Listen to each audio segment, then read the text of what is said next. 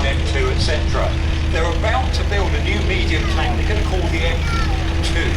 They've realised, because of reports coming back from what's going on in Europe, it won't be good enough.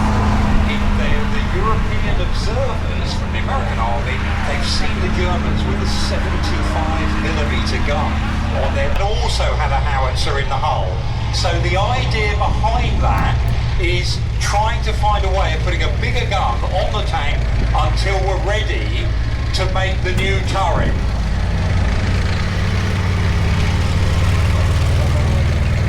And that new turret is designed with French help. The French have an engineer who's ordering tanks from the Americans in 1940 called Jean Monnet. He brought out lots of engineers from France.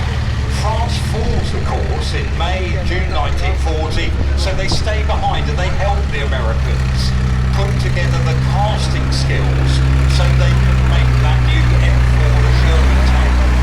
Now the Americans are very single-minded. We are going to fight the war. We're not going to be like these other countries and get lost. Now got a 76mm gun on it, and we've already mentioned as well the jumbo with thicker armour, so it's got a different role. I'm now going to hand you to Chris, who's going to talk a little bit about the German vehicles coming on now. Alright, bringing up the rear, we have two German vehicles, the Stuck 3 and the vehicle called Nashorn, sometimes known as the Hornis.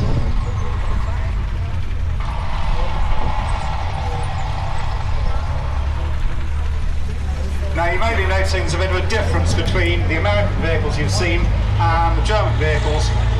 This is down to the fact that the Wehrmacht, as the war goes on, is facing different problems. The Allies, whether it's on the Eastern Front or in Europe, on the front foot, the Wehrmacht is very much on the back foot. So they're having to start to think defensively. Now to start to think about how they deal with this colossal weight of Allied armour. So both of those vehicles, both the Stuck 3 and the Nashorn, they're effectively their Panzer-Jäger. One didn't start off like that, but that's what they evolved into. They evolved into the tank killers. So the American vehicles, if you look at them, you're thinking, yeah, these are very much about reconnaissance and going forward into attack. German vehicles, just look at the style of them. They are low slung. They are designed for defensive use, and they're designed to really strike from cover. Would you say that's about right?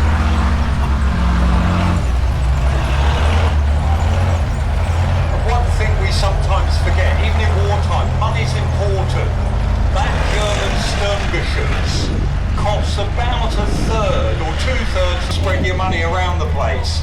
But that idea of what's an attack tank, so the Sherman is there to exploit a gap made in the front line, its original design criteria. Don't try and fight other tanks, you might meet some.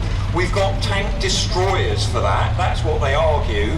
Actually, tanks inevitably bump into other tanks. So people like, I mentioned that name McNair, he's trying to say to the American tank crew, try not to get obsessed with fighting German tanks, try to think of your key role with its exploitation. Now that gun, Chris will tell us about, that is one massive great gun that Hitler loved on the You Carry On prison. I've got some figures to back that up actually for those of you who are into the accounting side of things. For a start, you can lash out 80,000 Reichsmarks. For a Tiger 1, it's over 300 to 350,000 around on its wheels. And you need something big to pull it, something like a farm or one of the big half tracks. So what can we do to make that mobile? Well, let's stick it on a tracked chassis. And what they do, there's a vehicle development called the Geschützwagen 3-4. And they're going to stick how it's on that for the whole bumblebee. But then they think, well, hang on a second. We really try. If we move the edge on the centre, if we lengthen the chassis, it's a combination of parts assemblies from Panzer III, Panzer IV, and it's a slightly lengthened Panzer IV chassis. And they're able to put that huge gun on top of it. And it's very, very successful. On the Eastern Front, these things knocking out T-34s 4.5 kilometres away. The problem with this, and when you go and have a look at the tank car, the upper works are very thin, they're only about a centimetre thick.